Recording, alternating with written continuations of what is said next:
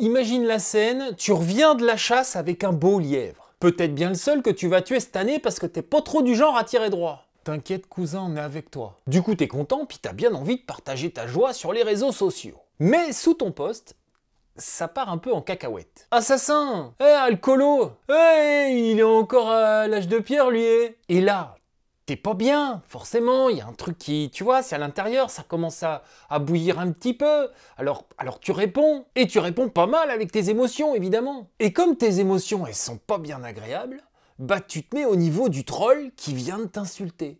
Et tu l'insultes à ton tour. Dans cette vidéo, je vais te donner les bons réflexes pour répondre correctement aux attaques des antichasses. Sans t'énerver, sans tomber dans le piège. En défendant ta passion avec dignité et intelligence. Oui, on connaît tous un gars, on sait très bien que c'est pas pour lui la vidéo. Alors abonne-toi et reste là. Magnéto Serge.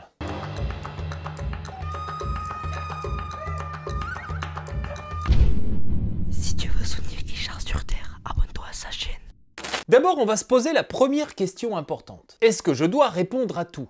Et la réponse est non. Tu l'avais pas vu venir, celle-là. Sur Internet, bien à l'abri derrière un clavier, vit une peuplade de trolls un peu maigres et en carence de vitamine D. Leur amusement à eux, c'est de balancer de la haine sur les réseaux sociaux. Bon, sans doute parce qu'ils sont un petit peu secoués au boulot par un petit chef qui est à peine plus malin qu'eux, du coup, bon, ça leur file un peu les nerfs. Oui, tu le connais ce petit chef, tu vois bien qu'il est quand même un peu con, mais c'est quand même lui le chef. Oui, ça énerve un peu ça. Alors, conscient du fait qu'il ne risque rien du tout, ils se tapent du chasseur sur Facebook. Oui, ça les détend. Ils ont un petit peu l'impression d'être des gros badass. Sous mes vidéos, par exemple, dans les commentaires, je retrouve beaucoup de gens que j'appelle les je sais où t'habites. Parce qu'ils savent tous où j'habite. Et ils veulent tous venir me péter la gueule. Bref, tu l'auras reconnu, il s'agit de l'espèce troll anti-chasse. Ah oui, il en existe une multitude d'espèces dans notre beau débat démocratique. Dès qu'un débat est clivant, c'est simple, tu trouves du troll à tous les étages. Et même parmi les anti-chasses, t'as deux grandes sous-espèces. T'as le chavatar anti-chasse qui arbore fièrement son petit carnivore domestique en photo de profil, en ignorant évidemment le carnage qu'il fait dans son jardin,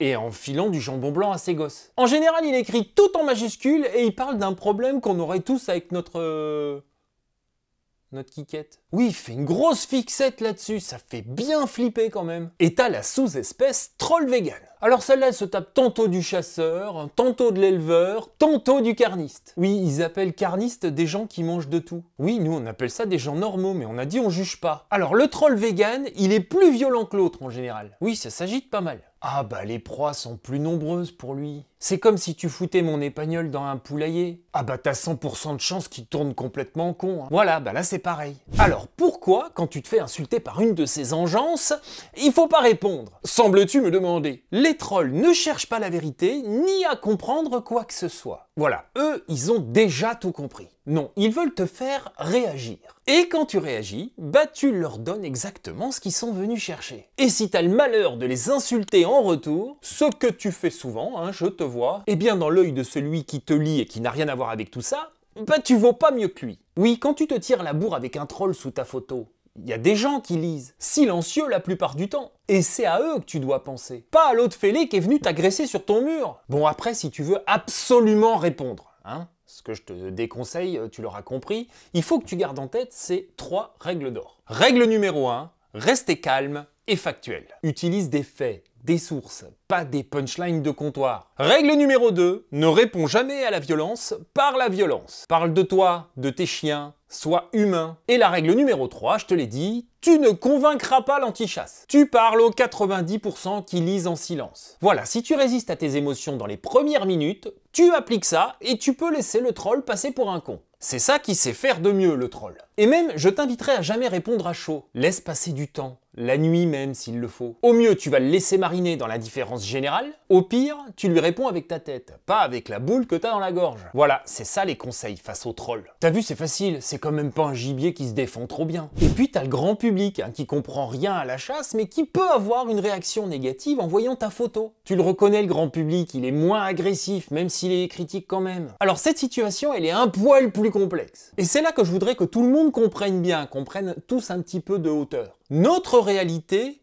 peut choquer, et elle choque. Alors, 98% des Français mangent de la viande, qu'ils achètent en barquette sous cellophane. Oui, ça fait un bail que le rapport entre la viande et la mort a été banni. Quand une personne attrape un rôti de porc ficelé à carouf, Elle achète un produit. Elle n'achète plus la chair d'un animal. Elle le colle dans son caddie comme elle y mettrait une bouteille d'huile d'olive. La réalité derrière ce produit, elle ne la voit pas. Et soyez certain en plus qu'elle ne veut pas la voir. Et vous qui avez gardé la conscience aiguë de ce qu'il faut faire avant de pouvoir manger de la viande, vous mettez la photo d'un lièvre mort, sans penser aux autres. Et c'est là que je veux attirer votre attention sur une chose. La société moderne a rendu votre photo violente, sans même que vous ayez vu venir le truc. Et vous devez tenir compte de ça. Cette personne, choquée par le sang qui sort de la gueule du lièvre, par exemple, va ressentir une émotion négative, qu'elle peut parfois traduire en commentaires négatifs. Sans parler des gens qui vont la ressentir, cette émotion négative, sans pour autant commenter. Ceux-là vont repartir avec la même mauvaise impression. Alors qu'ils vont pas creuser,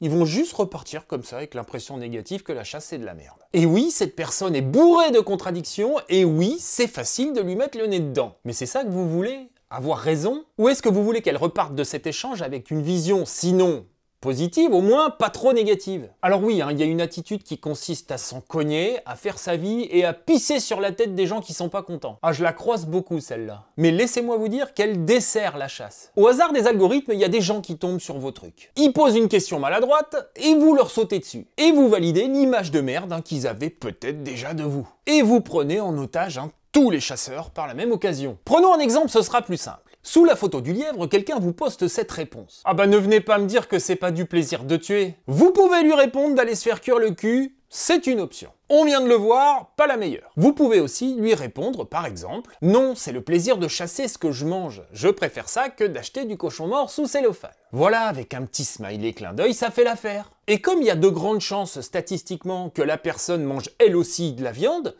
ça la renvoie à la réalité sans agressivité. À ce moment-là, ou elle se transforme en troll, on a vu ce qu'il faut faire, plutôt ce qu'il faut pas faire, ou elle vous donne des objections et vous continuez sur le même ton. Posez-vous cette question. Combien de personnes vont vous lire et silencieusement valider vos arguments? Oui, c'est par là que ça commence. Comme faire attention aux photos qu'on poste, essayer d'éviter le sang, ou carrément passer la photo en noir et blanc même. L'idée, c'est pas de se cacher, on n'a rien à cacher. L'idée, c'est de ménager la sensibilité des gens qui sont un petit peu déconnectés du réel. Et ça, c'est la grande majorité du public, dont on a grand besoin, je vous le rappelle. Si les antichasses rament comme des galériens pour ramener 3 clampins dans leur manif, c'est parce que globalement, le public s'en cogne. Si demain l'opinion publique bascule et que la pression populaire devient forte, je vous garantis que ça va tout changer. Parce que ce qu'ils appellent le lobby de la chasse, les animalistes, c'est simplement la volonté farouche d'1 million de passionnés face à une opinion publique molle. Si demain l'opinion publique se retourne, je ne donne pas cher de la chasse comme on la connaît. Et c'est à ça qu'ils travaillent tous les jours les antichasses, je vous le garantis. Donc on doit ménager les sensibilités, on doit s'adapter. C'est pas du renoncement, c'est du pragmatisme.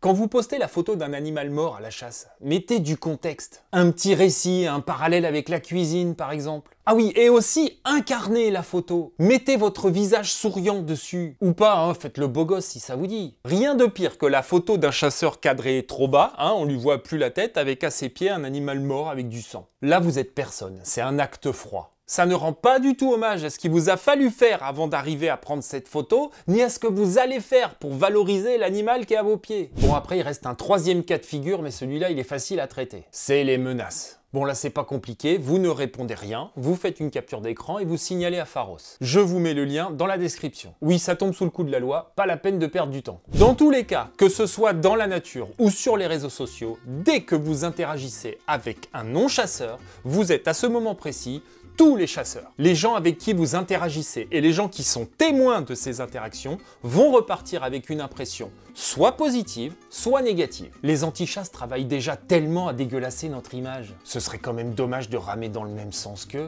non? Voilà, j'espère que cette vidéo vous aura donné quelques pistes pour améliorer votre communication sur les réseaux sociaux. On n'a pas à avoir honte et on n'a pas non plus à se justifier. On a juste besoin de défendre notre mode de vie avec des mots justes, une posture digne et un peu de pragmatisme. Bon, Tata Rachel est pas trop d'accord, je vous dis pas ce qu'elle leur met sur les réseaux sociaux. Arrête, Tata. Bon, et percé moyen finit dans des états pas croyables, mais bon, tu connais Tata, c'est la finesse incarnée. Tata? Non, je disais, regarde, j'ai un ongle incarné, voilà. Je vous dis à bientôt sur Terre ou ailleurs.